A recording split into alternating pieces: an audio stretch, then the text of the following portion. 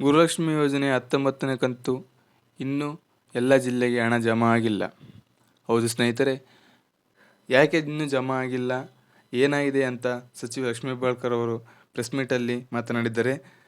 ಎಲ್ಲ ಇನ್ಫಾರ್ಮೇಷನ್ನ ಕೊಡ್ತೀನಿ. ಅದಕ್ಕೂ ಮುಂಚೆ ಫಸ್ಟ್ ಟೈಮ್ ನಮ್ಮ ಯೂಟ್ಯೂಬ್ ಚಾನಲ್ನ ನೋಡ್ತಾ ಇದ್ದರೆ ಈಗಲೇ ಸಬ್ಸ್ಕ್ರೈಬ್ ಮಾಡಿಕೊಂಡು ಒಂದು ಲೈಕ್ ಕೊಡೋಕ್ಕೆ ಸಾಧ್ಯ ಆಗಿರಬೇಕು ಅಂತ ಹೇಳ್ತಾ ಇವತ್ತಿನ ವಿಡಿಯೋನ ಸ್ಟಾರ್ಟ್ ಮಾಡ್ತಾ ಇದ್ದೀನಿ. ಬನ್ನಿ ಗಾಯ್ಸ್.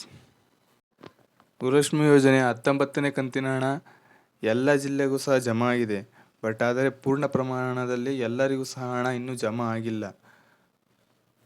ಮತ್ತು ಬೇರೆ ಕಂತುಗಳಿಗೆ ಹೋಲಿಸಿದರೆ 17, 18 ಕಂತುಗಳಿಗೆ ಹೋಲಿಸಿದರೆ 19ನೇ ಕಂತಿನ ಹಣ ಭಾಳ ಸ್ಲೋ ಆಗಿ ಡೆಪಾಸಿಟ್ ಆಗ್ತಾ ಇದೆ.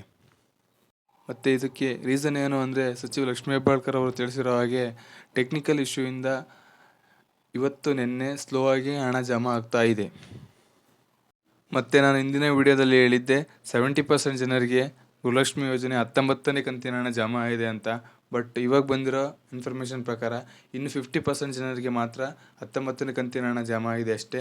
ಇನ್ನು 50% ಜನರಿಗೆ 19ನೇ ಕಂತಿನ ಹಣ ಇನ್ನೂ ಜಮಾ ಆಗಿಲ್ಲ. ದಯವಿಟ್ಟು ತಾಳ್ಮೆಯಿಂದ ಇರಿ, ಹಣ ಜಮಾ ಆದೇ ಆಗುತ್ತೆ.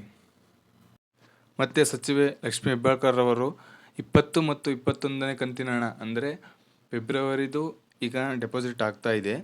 ಮಾರ್ಚು ಏಪ್ರಿಲ್ದು ಅಮೌಂಟು ಯಾವಾಗ ಬರ್ಬೋದು ಅಂತ ಒಂದು ಸೂಚನೆಯನ್ನು ಕೊಟ್ಟಿದ್ದಾರೆ. ಅವರು ಕೊಟ್ಟಿರೋ ಮಾಹಿತಿ ಪ್ರಕಾರ ಆಲ್ರೆಡಿ ಅಮೌಂಟ್ ಇಲಾಖೆಯಿಂದ ಬಿಡುಗಡೆ ಆಗಿದೆ. ಇನ್ನೇನಿದ್ರು ಹಣ ಜಮಾ ಆಗೋದೊಂದೇ ಬಾಕಿ. ಇನ್ನು 1 or 2 ವೀಕಲ್ಲಿ ಅಮೌಂಟ್ ಜಮಾ ಆಗುತ್ತೆ ಅಂತ ಸ್ಪಷ್ಟಪಡಿಸಿದ್ದಾರೆ. ಹಣ ಏನಾದರೂ ಜಮಾ ಆಗೋಕ್ಕೆ ಸ್ಟಾರ್ಟ್ ಆದರೆ ನಮ್ಮ ಚಾನಲಲ್ಲಿ ವೀಡಿಯೋಸ್ಗಳು ಬರ್ತಾ ಇರ್ತವೆ. ದಯವಿಟ್ಟು ತಪ್ಪದೆ ಚಾನಲ್ನ ಸಬ್ಸ್ಕ್ರೈಬ್ ಮಾಡ್ಕೊಳ್ಳಿ, ಇಲ್ಲಾಂದರೆ ಈಗಲೇ ಸಬ್ಸ್ಕ್ರೈಬ್ ಮಾಡ್ಕೊಳ್ಳಿ ಮತ್ತು ಬೆಲ್ ಐಕನ್ನ ಕ್ಲಿಕ್ ಮಾಡಿ ಮತ್ತು ಲೈಕ್ ಮಾಡೋದನ್ನು ಮರಿಬೇಡಿ. ನೀವು ಮಾಡೋ ಒಂದು ಲೈಕು ನಮಗೆ ಇನ್ನೂ ಹೆಚ್ಚಿನ ವೀಡಿಯೋಸ್ ಮಾಡೋಕ್ಕೆ ಸಹಾಯ ಆಗುತ್ತೆ ಅಂತ ಹೇಳ್ತಾ ಇವತ್ತಿನ ವಿಡಿಯೋನ ಮುಗಿಸ್ತಾ ಇದ್ದೀನಿ. ಮುಂದಿನ ವಿಡಿಯೋದಲ್ಲಿ ಸಿಗೋಣ ಅಂತ ಹೇಳ್ತಾ ಇಲ್ಲಿವರೆಗೂ ವಿಡಿಯೋ ನೋಡೋಕ್ಕೆ ಥ್ಯಾಂಕ್ ಯು ಫಾರ್ ವಾಚಿಂಗ್.